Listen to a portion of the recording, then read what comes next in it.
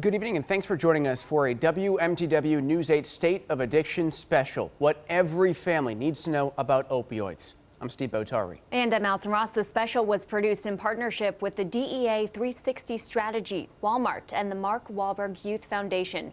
Over the next hour, we'll talk with experts and state officials about the opioid epidemic and its impact on our state. By the numbers, last year 502 people here in Maine died from a drug overdose. That is the most on record. And according to the Maine Attorney General's office, we're seeing this trend continue into 2021. 58 people died in January, 45 in February.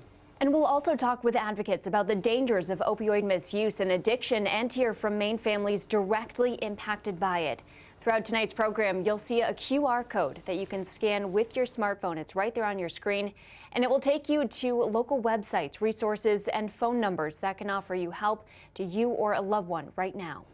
And this discussion continues after the program on WMTW's Facebook page. You can join us and some of our guests who will answer any questions you might have about opioids, about getting family members help. That conversation will continue live.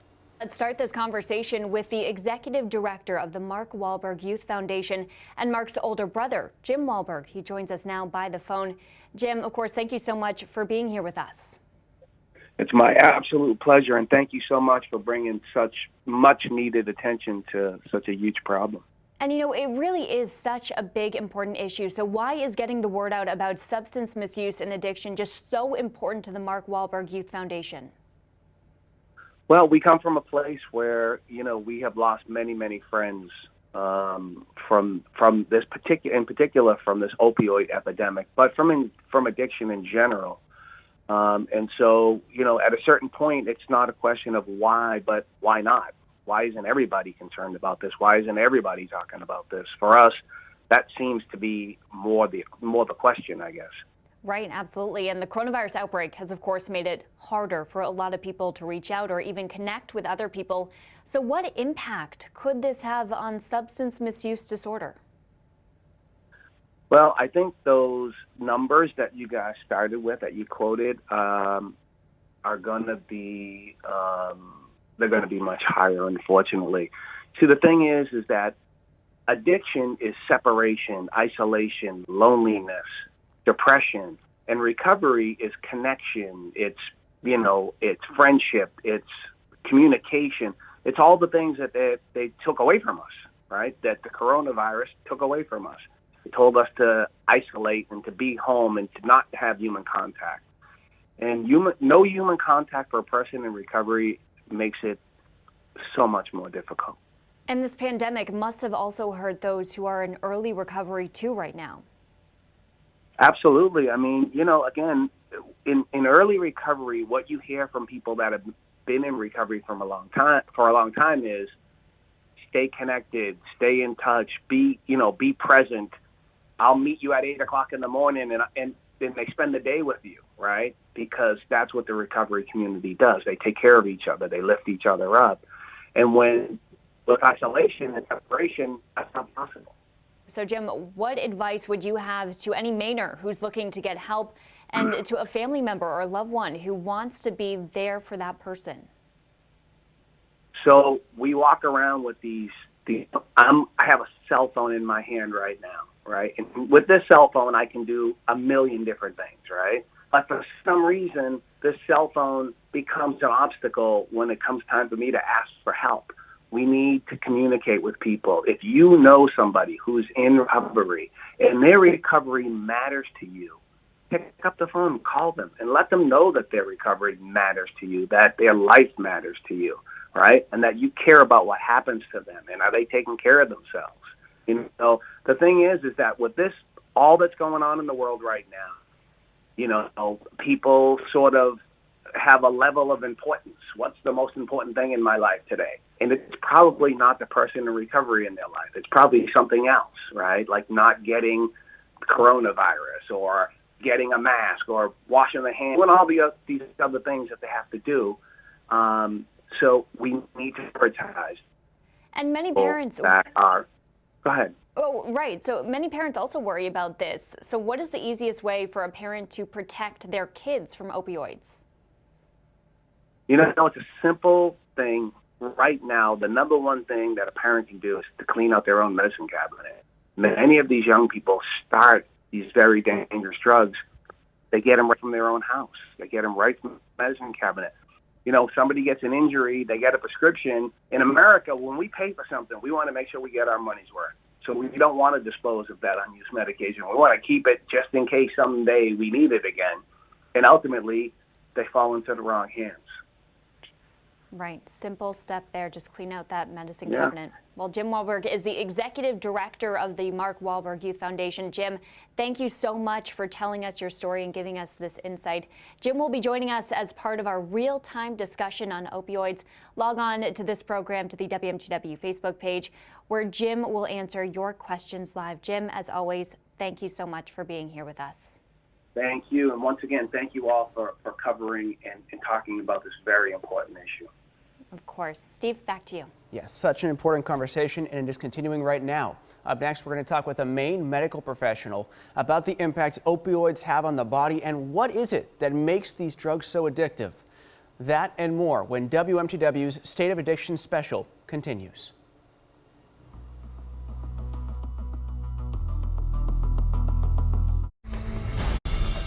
Welcome back to this WMTW News 8 State of Addiction special. What every family needs to know about opioids.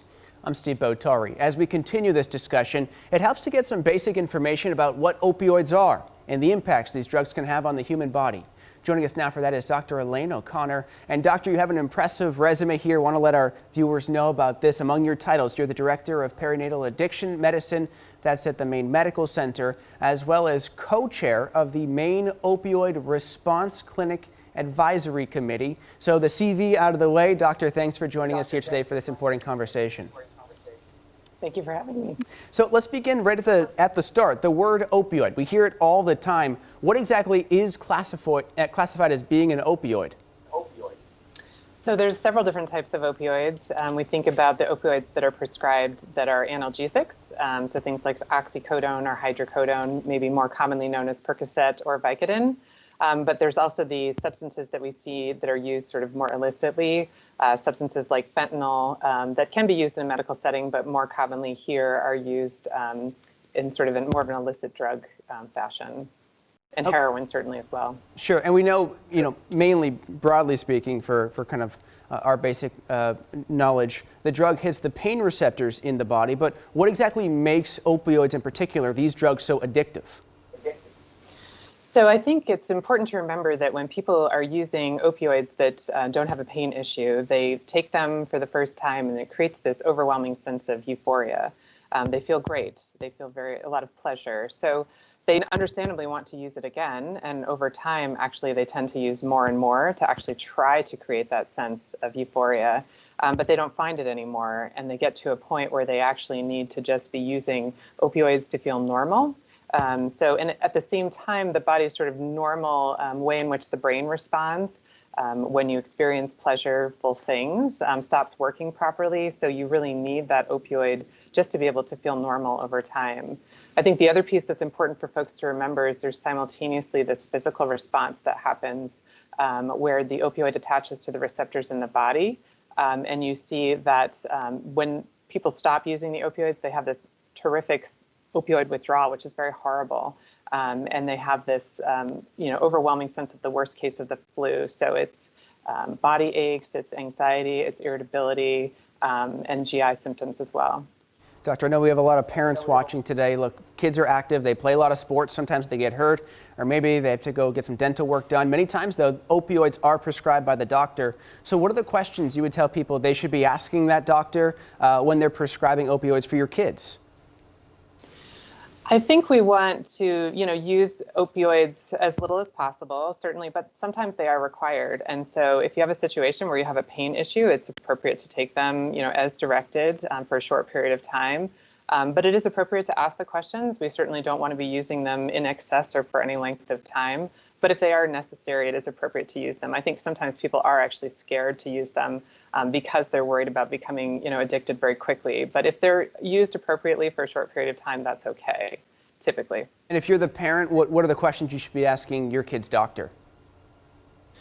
You would want to ask, do you really think this is necessary for this particular injury, or how long should I be using it? I think we always need to remember that the best things for a lot of pain issues are just your more traditional ibuprofen or Advil or Tylenol. And I think, again, using it for the shortest period of time as possible and really only as needed for extreme pain.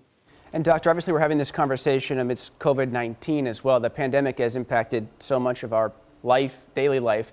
In what ways has it impacted those dealing with substance misuse disorder? What have you seen?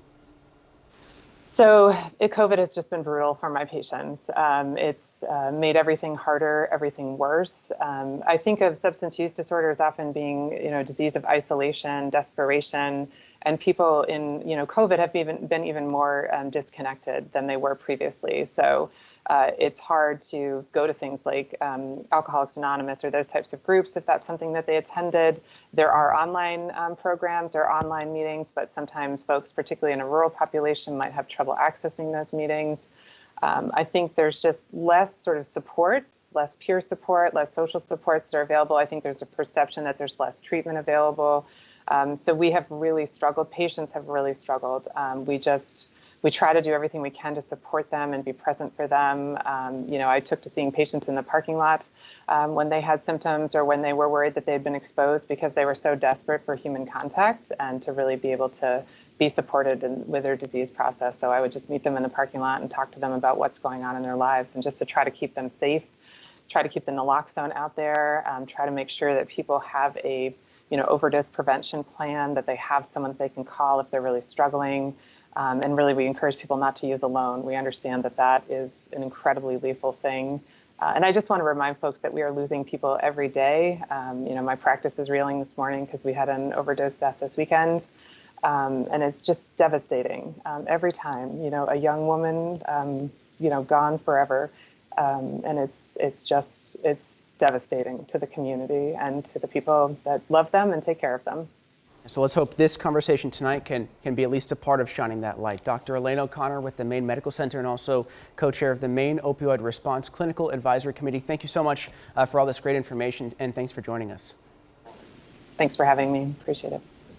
The opioid epidemic has had a big impact on our public health, but it also has a big effect on Maine's public safety.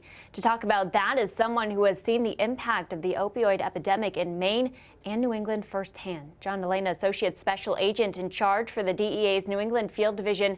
Special Agent, thank you so much for being with us tonight. Yeah, thank you for having me. I'm really excited about the opportunity. It's a big conversation. So what is the Drug Enforcement Agency and law enforcement finding when it comes to the criminal selling of opioids in Maine and also in New England? Well, what we found for a long period of time is that the Northeast in general was targeted by these criminal organizations, specifically the cartels in Mexico. I think they looked at, the blue collar, hardworking people of New England. And quite frankly, there has always been a strong appetite for prescription opioids in the Northeast. And because of that, the cartels doubled down their efforts and they really tried to flood our market originally with heroin. And then they made that deadly transition toward fentanyl, which is really what, drew up the numbers in terms of overdoses in all of our communities. And fentanyl is what has been killing our families, our friends, and our neighbors. But because of that, it's events like this that we try to get the message out there. But it doesn't matter that the CDC indicates that 83,000 Americans died of a drug overdose last year. There's no number that will ever hit in this country in terms of overdose deaths that will cause the Mexican drug cartels to stop what they're doing and to back off. And that's the alarming thing that we need to, have a conversation about. So many Mainers have a lot of unused medication just lying around in their homes. Can that be dangerous in the wrong hands? And what are the best ways to dispose of these drugs properly? We know that the DEA sponsors Drug Take Back Day, like the one that we have actually coming up on April 24th. Yeah, it's such an incredibly important event for us. And I think this year on Saturday, April 24th, will probably be the most crucial take back that we've ever done. A lot of that has to do with the pandemic and the fact that people have been locked away. And we've seen the numbers. We've seen the mental health issues associated with people being locked away during COVID. Suicides are at an all-time high. Drug overdoses are at an all-time high. For all those reasons, we need to get those medications safely disposed of. This is an opportunity for all Mainers to do something. You know, everybody asks me, what can I do to help out with this drug crisis if you're not specifically involved? Everybody can go into their homes and empty out their unwanted or unused or expired medication and safely dispose of it. It's something that everybody can do. We make it very easy for you. There's locations throughout the entire state. Most of your local police departments will host a take back location. It's from 10 a.m. to 2 p.m. It's no questions asked. You drive up and you drop that stuff off and it's safely disposed of. Nobody wants to be the parent that has a child that starts experimenting with medication that's in the home. Or you have friends over the house, your children have friends over, or worse, we know people are breaking into homes to steal medication. We know that people are going out on weekends, looking at open houses just to specifically look for medication in a home that they can steal, use, and abuse. We actually have training now that we're doing with real estate brokers to remind them when you're talking to homeowners, if you have an open house, not only do you have to lock away your jewelry, but you also have to lock away your medicine. It's very important that we get that message out there. And again, it's something that everybody can do.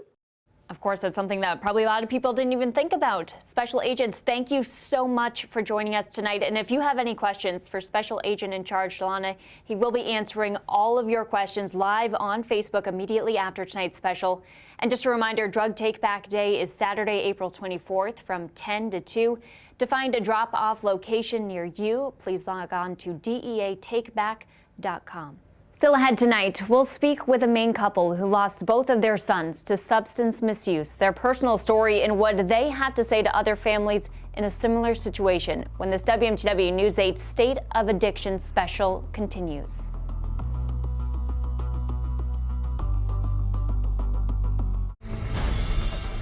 Thank you for joining us for this WMTW State of Addiction special, what every family needs to know about opioids.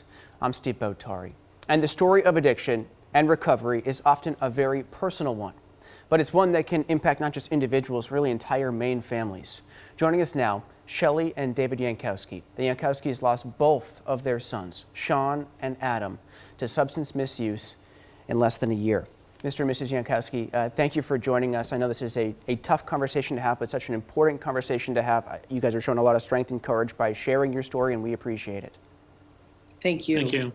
So we'd love to start here by asking you to talk to us about your sons, Adam and Sean. When was it that you discovered that they were experiencing drug dependence, and what did you notice? What did you see? They both started with marijuana. Adam was probably 15 or 16, but Sean was 4 years younger, so he followed, of course, in his brother's footsteps earlier. And they went on to use oxys, Percocets, and then it moved into heroin and cocaine. Adam's heroin was laced with fentanyl when he died, and Sean had cocaine when he died. So it started young, but it progressed to bigger pills and bigger drugs. And so when it was time to try to get them help, what steps did you take to seek help, and who did you reach out to? Oh, we tried everything.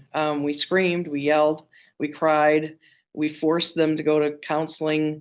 We tried to take them, we took them to the doctor, hoping that there'd be something there. We tried to make them, we took things away from them. We punished them. We loved them. I mean, we did everything we could, but they themselves weren't ready for help yet. Yeah, and David, when you tried, getting through to them to get them help, what was it that you were trying to tell them to get them to realize? Well, I'd always told them, from an early on stage. I mean, I've been a trooper. I mean, most of their lives, And I would show them drugs that I had confiscated, and to show them to stay away from them, not to hang around people that use drugs or dealt with drugs. And I tried to hammer that into their brains. I mean, at a very, very young age, showed them exactly what the drug was and to stay away from it. And they just didn't seem to want to take heed that drugs were very dangerous and that very lethal, and you could die from them. So what lessons would you say you want to try to get out there or share with other Maine families who are living through similar situations with their loved ones right now, trying to get them help, trying to get them to open up and listen? Well, the first thing, and we didn't know this when we were going through it, but we learned very quickly about self-care. It's so important that, it's like, in order to take care of someone who's going through the substance use disorder, you have to take care of yourself. We stopped going to the doctor. We didn't go to the dentist. We didn't take care of ourselves. And when after they died, it was even more important that we took care of ourselves. It's important too that they know they're not alone, and there's others out there just like them. We didn't talk about it. I mean, he's a trooper, I'm a dispatcher. Mm-hmm. We didn't want people to know our situation. But after the boys died, there have been so many people in law enforcement, in bankers, lawyers, kids that they've had trouble with, and nobody would talk about it, and now they are. That's important. It needs to be understood that when a loved one is going through drug addiction, that it's not only that person that is involved, the whole family is going through it as well. We were stressed out every single day. We were terrified that every phone call that we got was going to be that, oh, geez, did one of them overdose? Or did one of them drive off the road because they were high? Or it was a very stressful time. We put out little fires all the time. Yeah. I mean, we were lied to, we were stolen from, we were verbally made to feel like crappy parents. Everything we did, it was like a fight to get them to understand. And so we were just continuously putting out little fires, and you can't hold that stuff in. We did. Yeah. There's meetings for families. There's meetings there's AA, there's NA. We had gone to one at the Bangor Area Recovery Network here in Brewer. It's a addiction in the family support group. Yeah. There's those things out there. Yeah. And that saved our lives really after the boys died. Yeah. Well, hopefully this conversation can help that process, and we so appreciate you sharing this very personal story with us. Shelley and David Yankowski, thank you so much for joining us tonight. And we have much more to come in our next half hour, including tips from a child psychologist on having a difficult conversation about drugs with your kids. The State of Addiction special, What Every Family Needs to Know About Opioids, is back after this.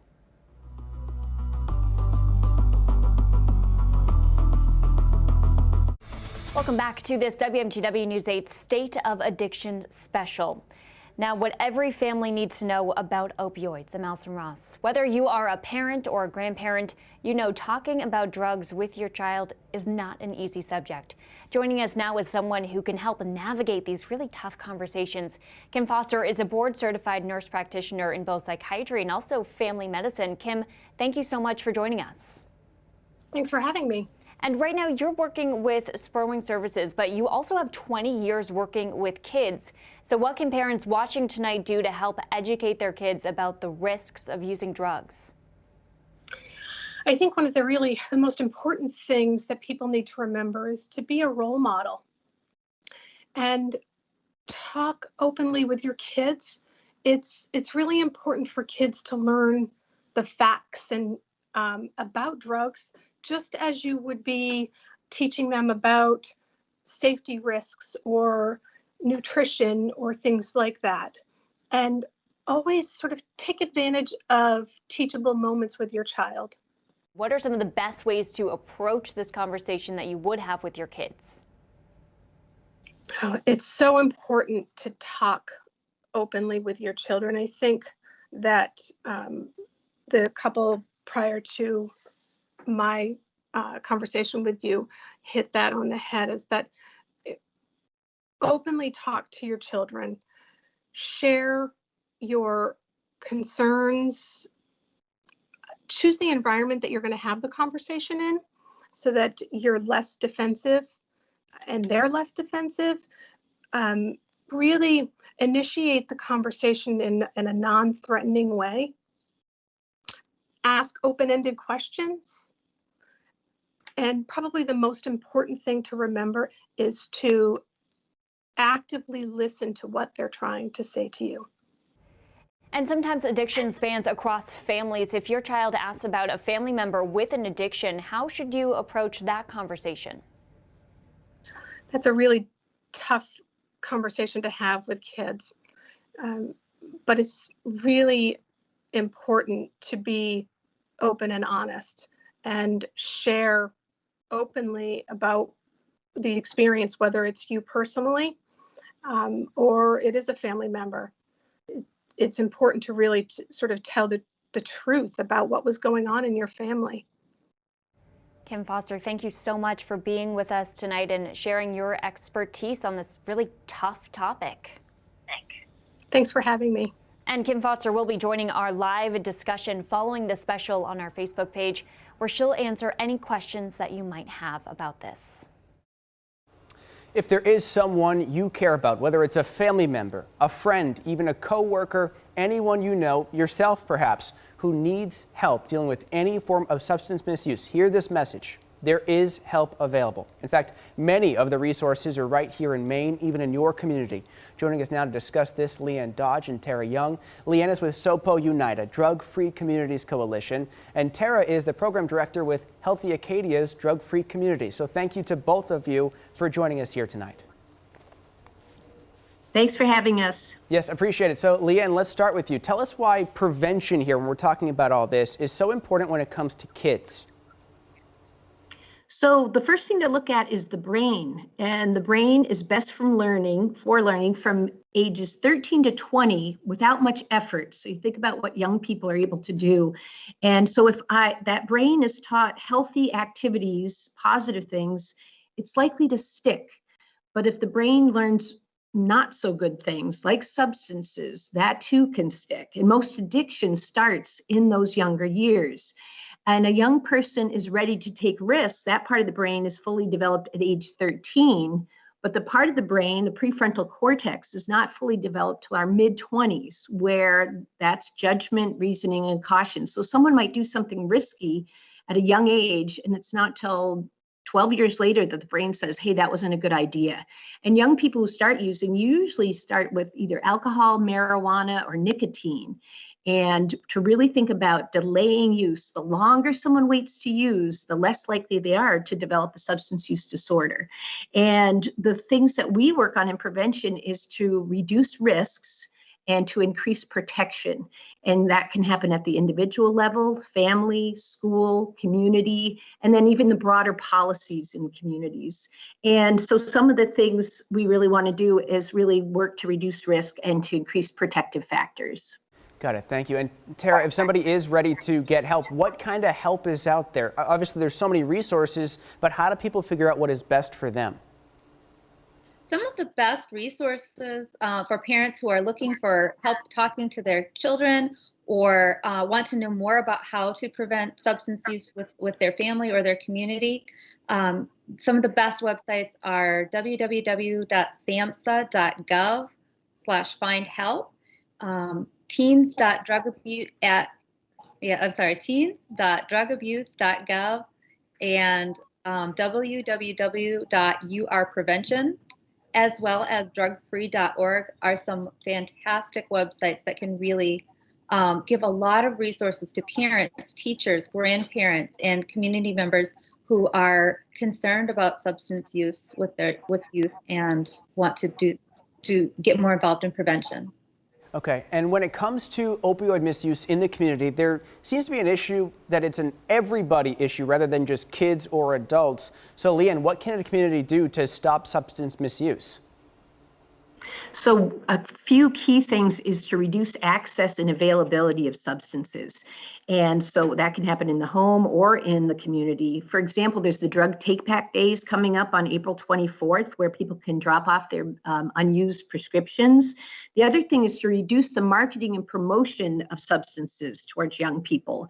There are over 15,000 flavored tobacco products, and nicotine is one of the most quickly addictive substances. And if someone starts using at a young age, that again primes the brain. And then finally, if we don't want young people to use, we need to provide healthy alternatives for them.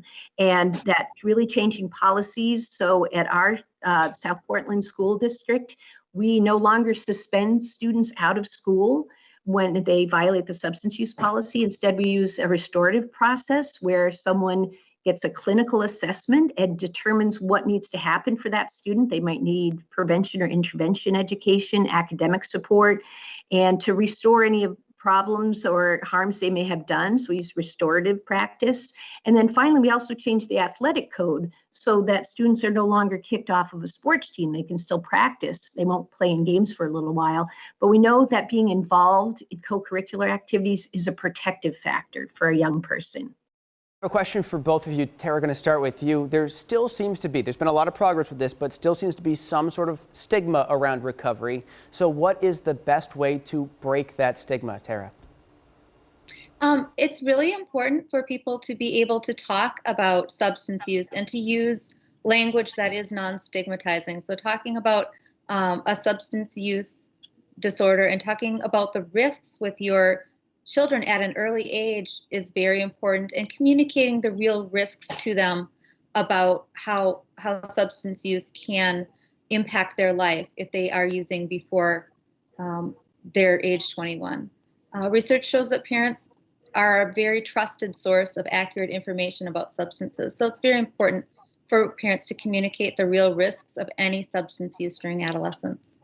And Leanne, same question. How do we fully break that stigma around recovery?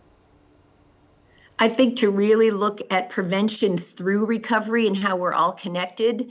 And so I know a lot of people might want to work just in not with people that don't use at all, but we need to look throughout the whole continuum and look at prevention and intervening sooner than waiting till someone needs treatment.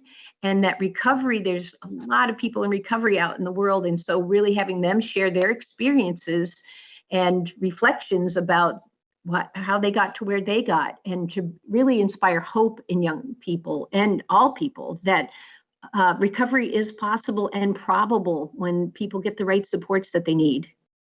And Tara, what other resources do you recommend for anybody looking for help?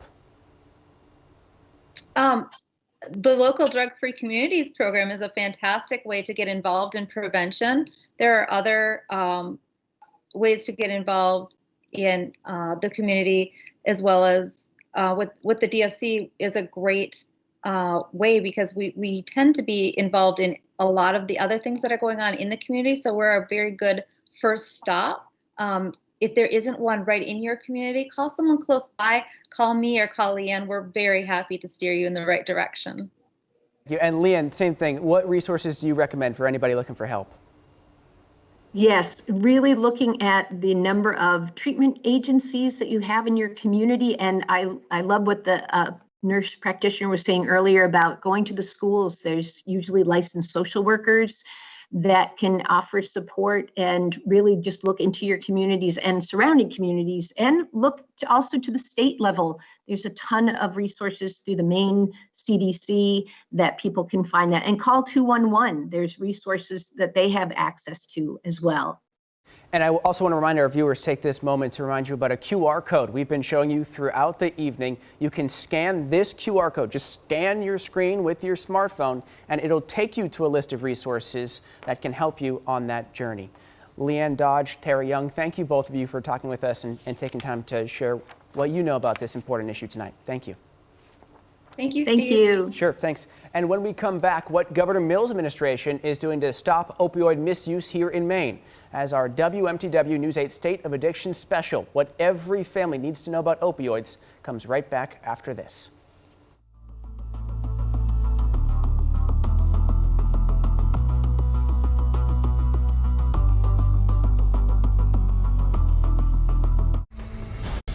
Thanks for joining us once again for this WMTW State of Addiction special. I'm Steve Botari. Well, earlier we heard from the DEA about the effects these drugs have on our public safety, but how do they impact all of Maine in a much larger way? Gordon Smith is the director of opioid response, appointed to that position by Governor Janet Mills in 2019. Mr. Smith, we really appreciate your time tonight chatting with us. Thank you for having me, Steve. Now, what has your office found to be the primary factor, if you will, driving the opioid epidemic here in Maine? Well, that's a complicated question. There are really multiple factors. I would cite first, and it's been noted by the previous interviews, that a lot of this is rooted in youth and adolescence, adverse childhood events, trauma, and so that is a primary cause of the epidemic. Some of it is genetic. It is a brain disease, as has been noted today. And also, I would say the very dangerous supply of drugs. We really haven't been successful in the previous 50 years in really reducing the supply. And now it's just more deadly than it ever has been before. So that is certainly a primary problem today. And then finally, the issue of overprescribing of opioids. It is not nearly the issue as it was 10 to 15 years ago, but we're not completely out of the woods on it yet. So where we sit now as a state in responding to this crisis, what areas have your team, Governor Mills, and the administration at large been focusing on? Well, we've obviously been in office approximately a little bit over 2 years. We have a strategic plan that was adopted in 2019 and updated recently that focuses on the 4 areas of prevention, treatment, harm reduction, and recovery support. And we have to be successful in all 4 of those focused areas. It's a very complicated issue. And as I say, some of it's rooted in adverse childhood events, poverty, unemployment, hopelessness. So all of it has to work. So we're really trying to focus equal efforts in all of those 4 focused areas. In February 6th, the 2 days after I began work for the state, we announced the 4 initiatives of purchasing 35,000 doses of Narcan to try to keep people alive, training another 250 recovery coaches, having treatment available in the state prison system and in all the jails and also in all the emergency departments. And so all of those 4, and also to start a task force on prevention to look at social and emotional learning and the things that needed to take place in primary prevention. So we've have initiatives going in each of those focused areas. Mr. Smith, what's the area you find the most significant challenge in terms of the response so far in trying to stem the tide? I would say the greatest challenges that we've faced is, number one, stigma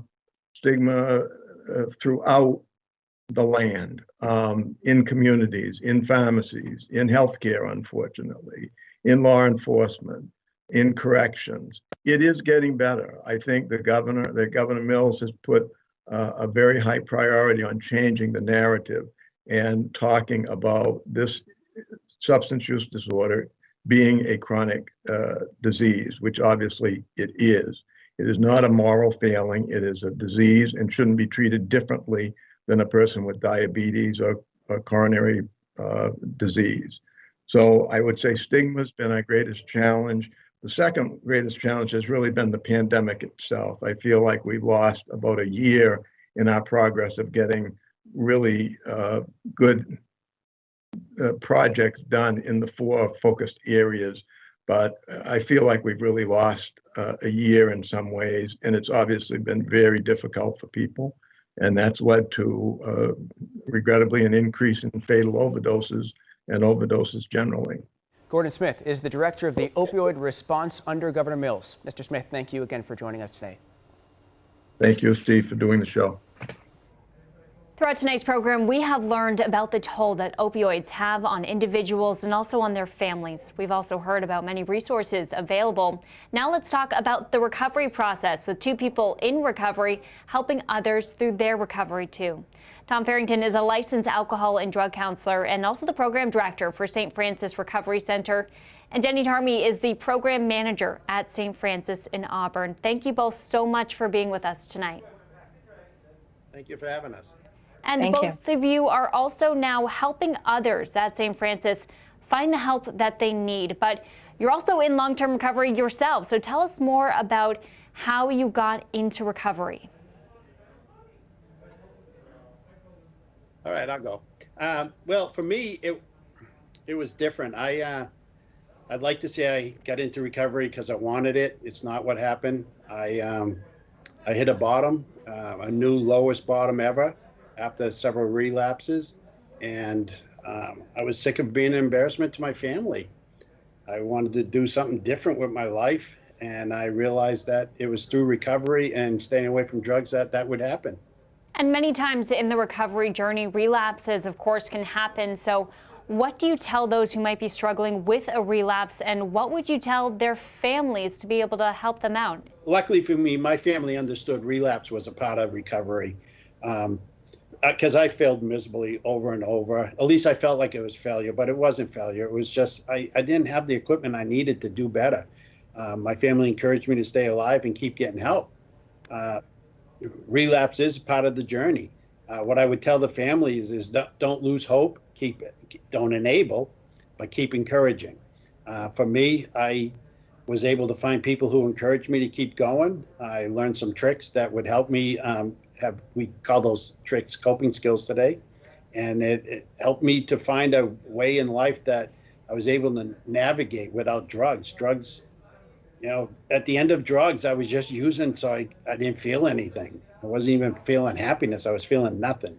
And being able to feel again, to live, to love, and be loved was important. And Jenny, any advice for someone who might be struggling with a relapse? Try not to be too hard on yourself. Like Tom had said, it can be a part of your recovery, but doesn't have to be. And for me, I was fortunate, and the relapses that I had got shorter and shorter. And I was able to pick myself up and get back on the wagon, go back into treatment, get back into meetings. And it's hard not to feel like you're failing, feel like you're letting people down. But the only one you're letting down is yourself if you let it keep you down. You have to get back up and try again. And for those family members, it is a hard line to walk between helping and encouraging and enabling. Navigating that line can be very challenging, but always let them know that you're there for them. Maybe not financially, but to support them. Great advice there, and great advice from both of you, Tom Farrington and Jenny Tarmy with St. Francis Recovery Center in Auburn. Thank you so much for being with us tonight, and thank you so much for sharing your experiences with us. Thank you. Thank you. And Steve and I are back to wrap things up when this WMTW News 8 State of Addiction special continues. Stay with us.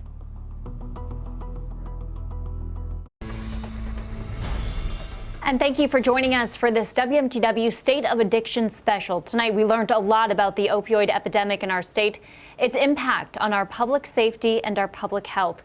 We also talked about starting a difficult discussion with your kids and loved ones about substance misuse. Also discovered local resources anybody can use to help themselves or help a loved one. Our hope is the information shared here tonight will help everyone understand the dangers of opioid and other substance misuse. And please join some of the guests that you saw tonight on our WMTW Facebook page following this program. We will have real-time live discussions where our guests will answer any questions you might have. They also talk about anything that we didn't have a chance to discuss during the special. And so the conversation continues, and want to send a big thanks to the DEA 360 Strategy Campaign, Walmart, and the Mark Wahlberg Youth Foundation for partnering with us here at WMTW News 8 and making this program possible. Thank you for joining us, and have a great night.